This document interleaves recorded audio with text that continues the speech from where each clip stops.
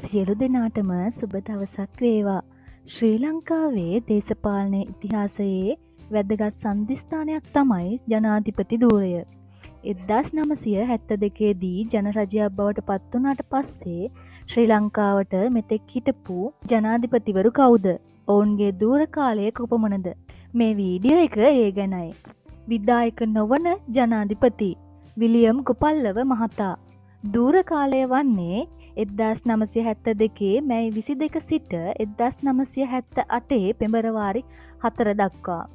ශ්‍රී ලංකාවේ ප්‍රථම ජනාධිපතිතුමා විලියම් ගොපල්ලව මහතායි.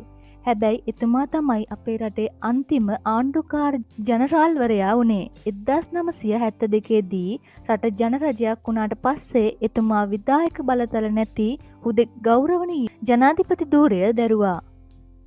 ප්‍රථම විධායක ජනාධිපතිවරයා වන්නේ ජේ.ආර්. ජයවර්ධන මහතා.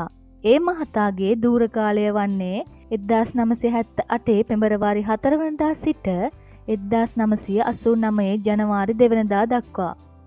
විධායක ජනාධිපති ක්‍රමය අපේ රටට හඳුන්වා දුන්නේ ජේ.ආර්. ජයවර්ධන මහතායි.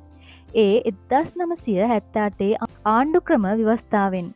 එතුමා තමයි ශ්‍රී ලංකාවේ ප්‍රථම විධායක ජනාධිපති. විවෘත ආර්ථික ප්‍රතිපත්ති රටට හඳුන්වා දීම එතුමාගේ යුගයේ විශේෂත්වයයි. රණසිංහ ප්‍රේමදාස මහතා.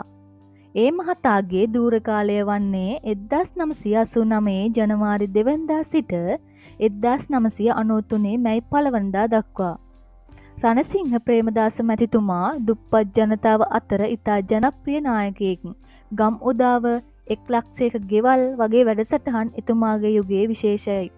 අවාසනාවකට එතුමා 1993 මැයි දින රැළියකදී ඝාතනයට ලක් වුණා. ඩී.බී. විජේතුංග මහතා. එතුමාගේ ධූර කාලය වන්නේ 1993 මැයි 1 වෙනිදා සිට 1994 නොවැම්බර් 12 දක්වා. ප්‍රේමදාස මහතාගේ අභාවයෙන් පස්සේ එවකට අග්‍රාමාත්‍යවරයා වුණු ඩී.බී. විජේතුංග මහතා ජනාධිපති ධූරයට පත් වුණා.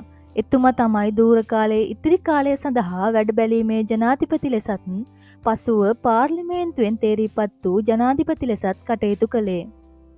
චන්ද්‍රිකා බණ්ඩාරනායක කුමාරතුංග මහත්මිය. එතුමියගේ ධූර කාලය වන්නේ 1994 නොවැම්බර් 12 සිට 2005 නොවැම්බර් 19 දක්වා.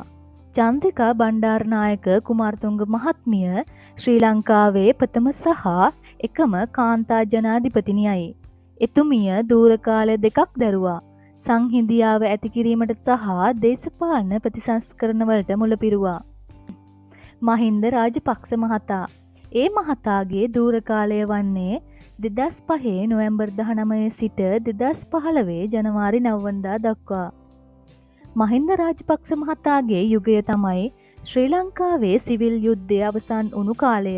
ඒ වගේම විශාල යටිතල පහසුකම් සංවර්ධන ව්‍යාපෘති ගණනාවක් මේ කාලයේදී ක්‍රියාත්මක වුණා.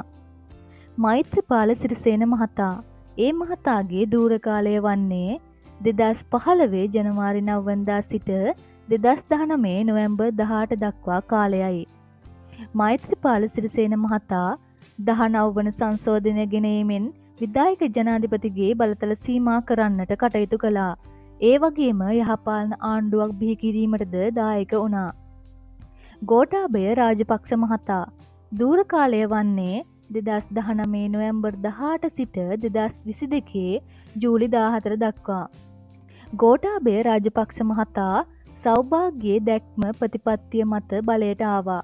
එතුමාගේ ධූර කාලයේ අවසාන භාගයේදී ඇතිවුණු දැඩි ආර්ථික අර්බුදයත් මහජන විරෝධයත් නිසා 2022 දී එතුමාට ධූරයෙන් ඉවත් වෙන්න සිදු වුණා. රනිල් වික්‍රමසිංහ මහතා. ධූර කාලය වන්නේ 2022 ජූලි 21 සිට 2024 සැප්තැම්බර් 23 දක්වා.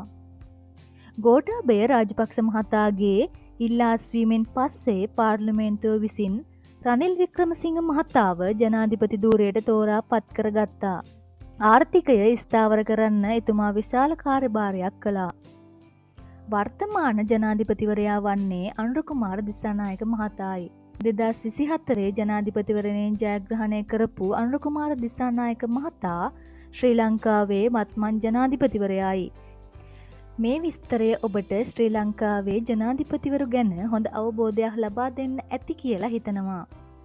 මෙවැනි තවත් වීඩියෝ එකකින් හමුවනතුරු ඔබට සුබ දවසක්.